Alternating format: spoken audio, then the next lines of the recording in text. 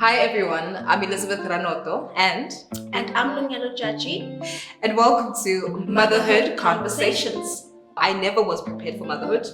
I wasn't even prepared to be pregnant. It also took a toll on my self-esteem because no longer did I look the way I used to look. And now I feel less confidence and people are like, oh, you're losing weight. And it's like, I don't like the fact that I'm losing weight. There were so many demands, still are, that just exist on just being a mother. And you're like, it's just me. I'm just alone. Like, help me, somebody. There should come a time where there's a self-awareness element that you understand where your children are and you understand where you are and you understand when it is time to pour into yourself as well. I'm trying to find my feet and work out a pace and be like, how do I adjust to the image or the person I was and now evolving to this person? The enemy is trying so hard to kill that seed. Also to misconstruct the family structure as God designed it. You are gonna bring this particular change.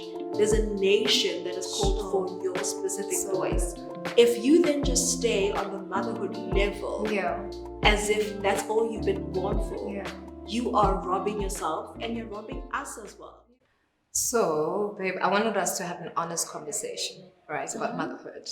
I think there's so much that involves the intricacies of raising up a child, and there's a lot that we can have a conversation about. But I know this has also been on your heart for quite some time. For quite some time, yeah. Are there any pressing issues actually that you? Girl, there's a lot. There's a lot. Come with it. For me, I think what I can start by saying is no one tells you how hard it is to be a mother. And it could also be the fact that we've seen our mothers and there's this perception that when you're a mom, you're a superwoman, you're a superhero, you know everything. You got everything down. And which is a lie. It's a lie. It's a lie. Yeah. And when then I came into my motherhood role, I thought it was just going to be a smooth transition from me being a child to a young woman and then getting married and then becoming a mother. And it was not the case. And there were so many demands, still are, that just exist on just being a mother. And you're like, it's just me. I'm just alone. Like, help me, somebody. I'm drowning. And isn't it funny how you're actually screaming on the inside, but on the outside you kind of have to look like you have it all together. You have to look you have to look that way, and people always just want you to have it all together. And don't tell us if you're struggling. Don't tell us if it's hard, but which is really unfair. It's unfair. Why should you then say this is hard? Because also nothing prepares you for the mental, stance that you have to have, the physical toll it takes on your body, because we all know about how we've changed. Because things change, things drop, they hang, things go down everywhere, and you're like, Lord, save me. And also that also does something to your self. Your self-esteem, exactly, and self-confidence. And you're like, okay, I've never been this way. Who is this? I'm in a new body, and I don't know how to handle this body. I remember you saying that, after I gave birth, when I had my second child, I would look in the mirror and I'm like, I don't recognize my own face. Honestly speaking, because I've changed so much. And I remember reading somewhere that this also has to do with the fact that, as women, when you are pregnant and then have a baby giving birth, your brain physically changes. Like physically. So when they do a CAT scan, before pregnancy and after, you have changed. That is so interesting. And it's like, what? I know, I actually can relate. So with me, I never really had to struggle with weight issues. And it's only when I started breastfeeding. Right. First of all, let's talk about how I never was prepared for motherhood. I wasn't even prepared to be pregnant. Okay, that's another story for another day. Okay, so I just fell into pregnancy. Okay, that's another story for another day. But so now here I am finding myself pregnant. I'm going through the journey, and I went through that by myself, just so you know. So, so that happened. But then now you birth this beautiful child. And like you're saying, you don't recognize yourself. But with me, it was like I was losing weight like you cannot believe. Right? And because of breastfeeding, like my child was sucking the life out of me physically. And it also took a toll on my self-esteem because no longer did I like look the way I used to look.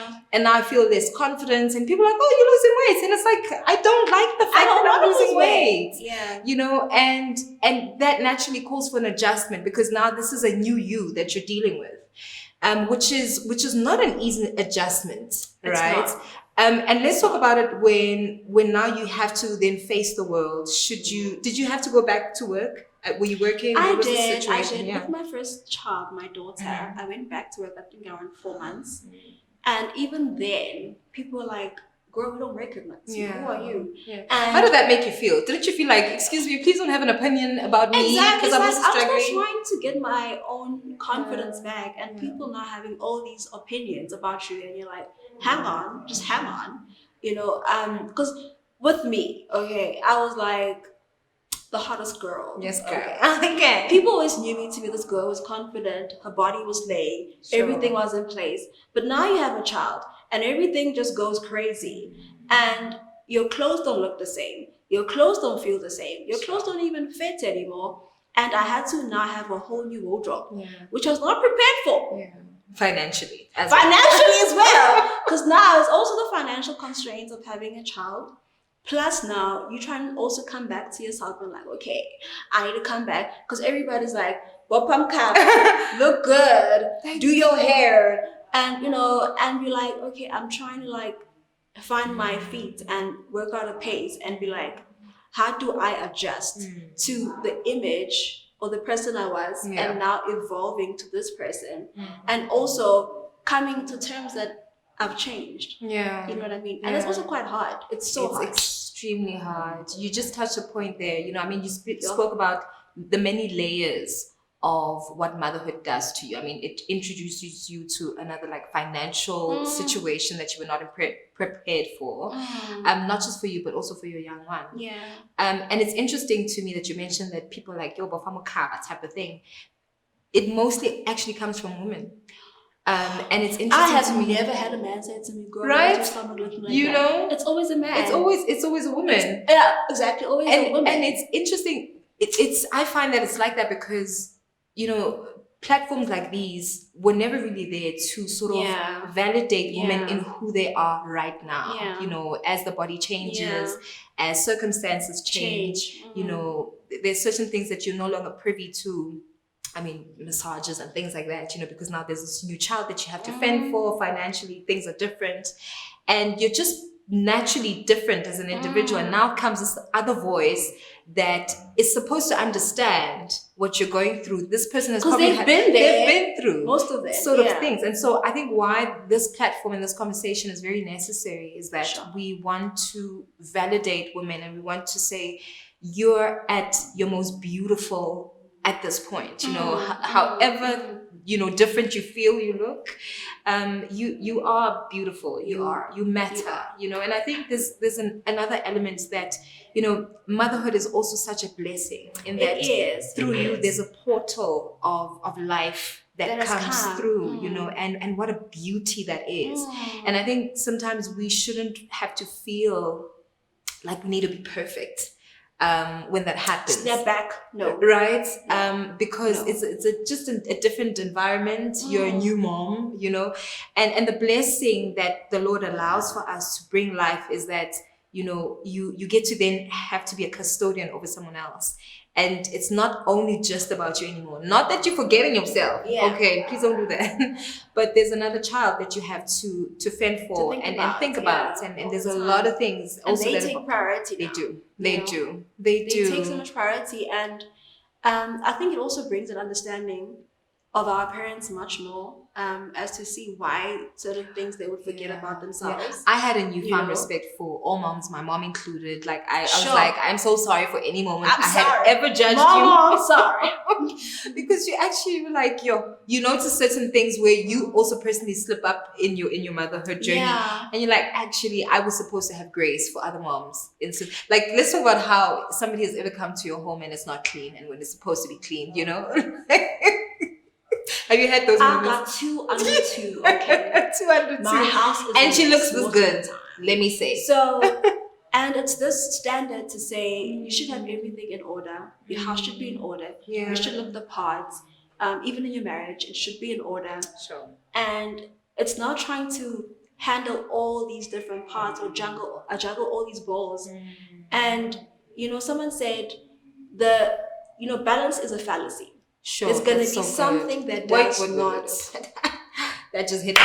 Balance is a fallacy. It's a fallacy. And society teaches us otherwise. It teaches us have everything in balance, have everything in check, have everything right, have all the boxes ticked. Yeah. There will be something possibly that is not up to check. There will be another element of your life that is taking priority, like now, because my kids are so young, they take most priority, However, before, it wasn't that way. So according to when life shifts in terms of different seasons, things will have to then happen whereby you prioritize different elements of your life. And that's okay. And that's okay. That is okay. Yeah. And I know there'll come a time whereby I then take priority more in my life, whereby my kids have grown up. They are more independent. They don't need me as much, unlike now, So when I look at other mothers, I do admire them. I'm like, oh, girl, you've done a good job. Yeah. Your child is now able to fend for themselves in terms of able to, express their needs, telling you what they want. And now you're also able to come back to yourself and say, okay, let me come back to me. What do I then need to pour into myself? Because you've poured so much into your children. You need to also come back to you because you need to pour into your inner child as well. Sure. That's so emotionally aware of you to say that, because I think a lot of times we've never had the exposure that I feel we need to the degree that we need it so that we can help self as well. Sure. Because the danger in that is that feeling constantly of having to be this maternal figure over your kids, which is not a bad thing, but there should come a time where there's a self-awareness element that you understand where your children are and you understand where you are and you understand when it is time to pour into yourself as well, and that just, it just rings so true what you're saying, to say that the time and chance, seasons, scripture says time and chance happens to every man, so there is that meaning that at some point we've got to understand that this is a time where I've got to pour into me, because equally you're still a life that needs to account to God of what your journey is like, besides motherhood. There are certain gifts in you that need to come out. And you can't neglect that in the name of I'm being a mom. There's a version of you that is calling for its truest self to arise, and we are robbed of you if you don't come to the party. Yes. There's a part in the world that is so profound what you're saying. There's a part in the world whereby if you don't do your part, there will be a gap there.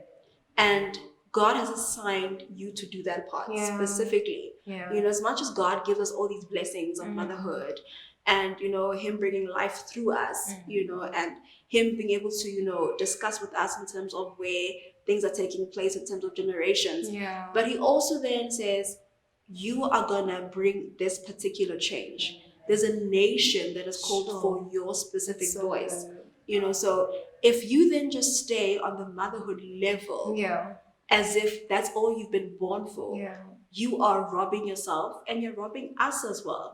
And God is not gonna just bring you on earth making sure that your parents come together, that you grow up, that you go through life just for you to be a mother. There's so much more. It's something that my pastor always says, that God has so much more than just you just being a mother or getting married. It's just one part of your life. It's just not one the part. All. So no, it's not the be all and end all of your life. That's so good. I want to touch on. I love that you mentioned God, because listen, because we know God. We Team Jesus. Anyway, so how important is it for you to raise godly children? I ask that because I've got a 5-year-old going on 6. Well, actually going on 16 because he is. But he's such a gentleman, though. He is. He's a sweetheart. I'm blessed. I wanted us to talk about the importance of having godly children and the awareness of God from a young age, right? So I see my son develop just this God consciousness that, he understands that treating the next person is so important, not because we're being kind only, but because that's how the Lord expects for us to be. And I think, the Bible says that train a child up when he's young. What's that scripture again? Train up a child in the way that he should go, so that when he's old, he's not from it. That's it. So that's what scripture says. And it's so important because I realize that when these truths are embedded in our children from a young age, they become not just good people, but they become God conscious, and they are able to relate with God from just an honest point of view, And I think also just the other day we had an issue where he felt like a bully was bullying him, and we just had to have the conversation to say, why do you think children do that? And it was surprising to me why he thought that. He was just like, because they don't know that they need to be kind. So, and it's a daily practice that we have conversations that include God, And I mean, just the other day we were speaking about healing, and he was talking to me about communion and how it's so important to drink communion. And so just, I mean, he's 5, he may not understand the depth of it, but he understands just the awareness, And so do you think it's important? Because others can argue, I mean, no, you should let your children choose their faith. What do you think on that? Of course. Obviously, it's commendable for you what you're saying. Just thinking about how you raised your son at the age of 5, for him to be even aware and be able to even have a discussion about those factors, and still be able to open up to you as a mother, says a lot about what you're doing. So to answer your question, it is so important to have children that are raised up in the awareness of God. Because for God, I remember someone telling me when I got married that for God, the ultimate, if I can say, the ultimate goal for God for marriage is to have a godly seed.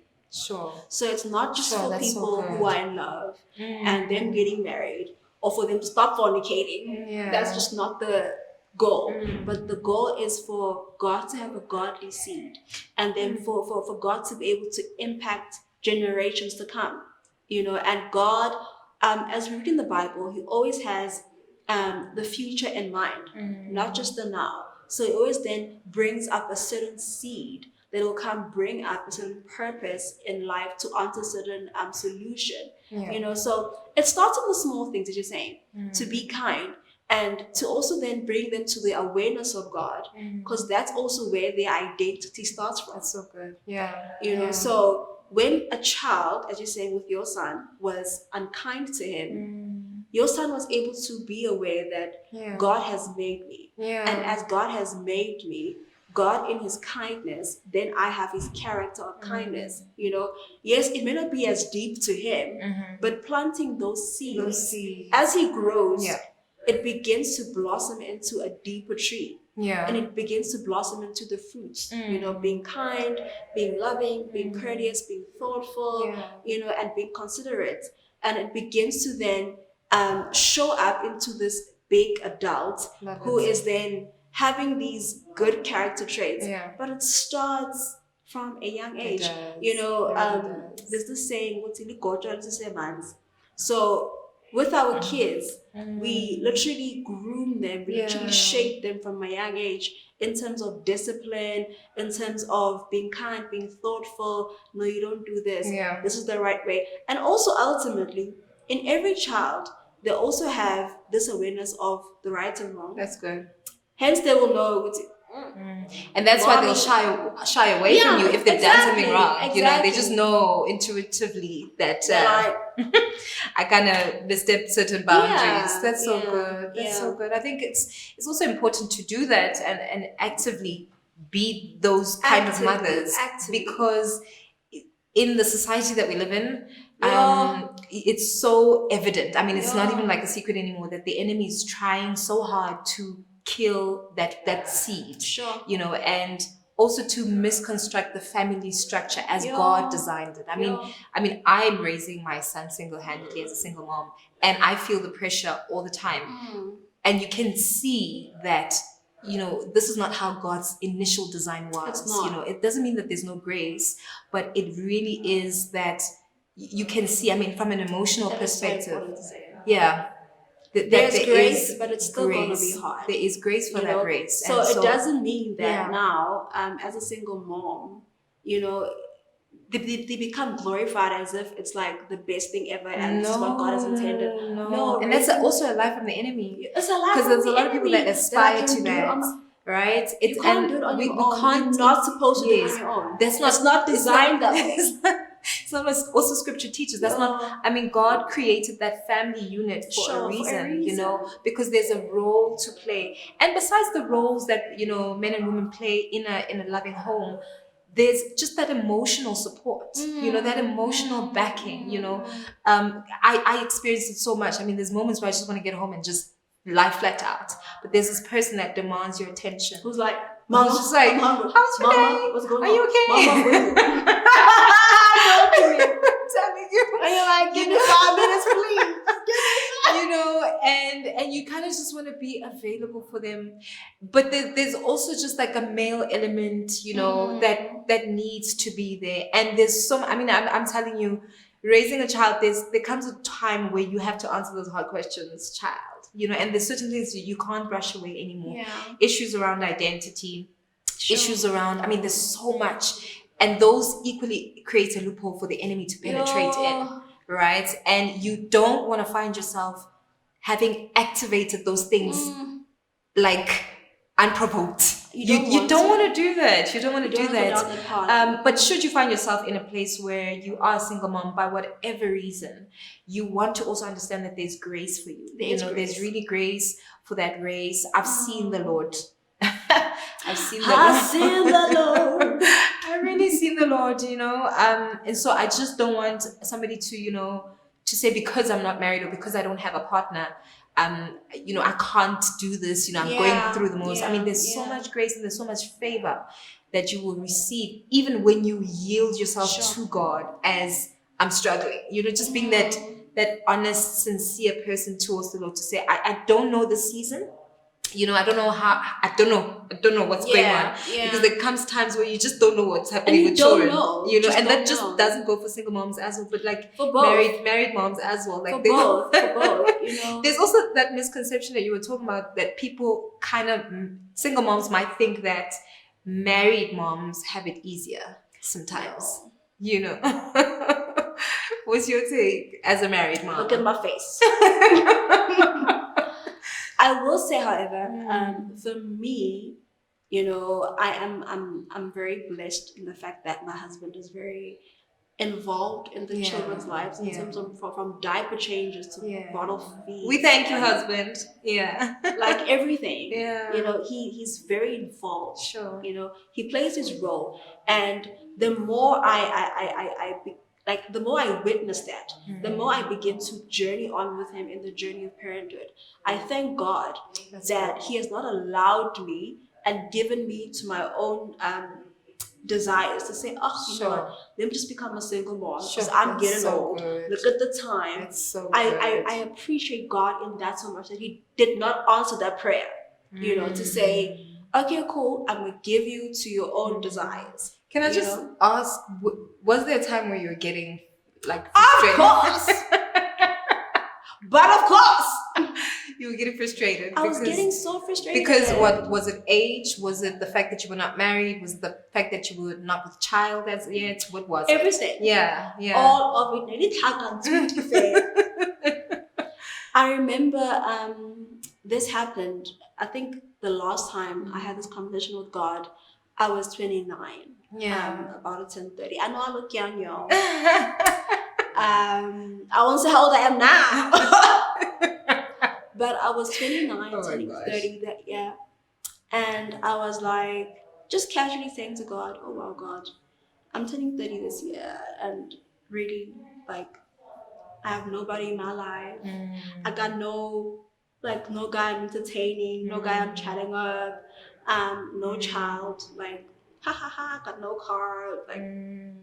But anyway, Lord, do you, you know? And I honestly said it from a very vulnerable place, like literally with all my heart. And God literally honored me in that very year. I remember before that happened, before I got married, I was honestly tempted to get somebody just to give me child, and then me raising my child myself, because I knew I'd be a good mom. And I really thank God it did not happen that way. And I know there could be people watching this who feel that way, like, God, I'm getting older, like, what's happening? The doctor said my womb is getting older. Lord, what's happening? I know you said Sarah, but it ain't Sarah's day, Lord. This is 2023. Actually, look what's happening. But I think the more we journey on with God, the more we realize how faithful He is. That's good. And the more we realize how intentional He is on our day-to-day lives, and God desires more good for us than we wanted for ourselves. That's so good. So definitely, there was a time I was like, and also because I'm the older one at home, and my siblings were married, dating, life for them was going there was on. so much more pressure. So much more pressure. And not necessarily that they would have imposed certain pressures on you, but it was like you kind of feel it. You feel it. You see the eyes. You looking at you. And even in the community that I was in, people used to be like, "Oh, this church girl, all the time, going to church, going to work, going to church, going nowhere else." And that was my life. Honestly speaking, that was my life. That was my experience. And I know it may not be the same for everyone, but that was honestly just my life, and that's what I lived. And I remember, even with my sister when she gave birth, I bought clothes for my niece, like everything, everything. Is this now when you were not? I was not married. I was still single, like completely single, and I did it with such a pure heart, with so much love, because my mom had passed away a few months before. Not a few months, a few weeks before, rather. She passed away, I think, 2 weeks ago. A few weeks. Yeah. Then we buried her. Then a week later, my sister gave birth. So I was then kind of like a mother again. So you were forced into being a mother to my sister, and also a grandmother to my niece. So I then played that role to say, okay, let me fill in the shoes and try fill the gap, so she doesn't feel it that my mom's not there. What I love about that, I just want to say that I think a lot of people who are wanting to have children, maybe you're married and you're still not with child, we find that, and I found out this after, right? Well, only being a mom, that we're actually mothers before having the children. So having your child does not necessarily make you a mother. Like she said, she was kind of like pushed into this role, and all of a sudden your maternal instincts, and I think growing up you have those maternal instincts within you, innate, and those are the things that sort of signify to you that God has called you to be a mom. You can be a mother to nations and not even having birthed the one physically, and there are people like that, and so I just didn't want them to watch this conversation and feel like they're not included. They're not included. No, girl. Let me tell you, you are part of it. You definitely are, and I think just because also there's a tendency of the enemy to push that lie. You're trusting God for a child. You and your husband have been married for so many years, but there's no child, and you kind of sort of stigmatize yourself and think, I'm this and that's and they a always lie. Blame you as well. And they also always blame you, and there's so many reasons as to why. But there's so many other testimonies that people shared that, after waiting for some time, they were then with child. But it also had to, put them in an understanding that with or without this child right now, you are equally a mom. So I think never ever feel the need to shy away from motherhood conversations, attending motherhood events just because you haven't birthed your own child yet. See it as a preparation season. See it as, information overload that you just want to open yourself up to, because that time is coming. It's coming. Yeah, definitely. And also, according to how we grew up, also in the Black culture, we had lots of mothers by them being older than us. Even if they didn't physically birth you or were related to you by blood, but you'd say, hey, masban bani, sent me to the shop, masban bani, whatever. Because they also play a motherhood role. They then oversee you and nurture you in that short way that they do. And isn't it interesting when they call you, your response is ma? Because you see it as her being your mom. Yes, definitely. Sure. I think this conversation has been good. It's been good. We have so much to talk about. We do. We'll end it here. I don't want the video to be too long. Hope you enjoyed it. We really hope you've enjoyed it. I know you did. Yeah. I enjoyed it. Stay tuned for more. Again, my name is Elizabeth Ranoto and I'm Lungelo Tjatji. And this has been Motherhood Conversations.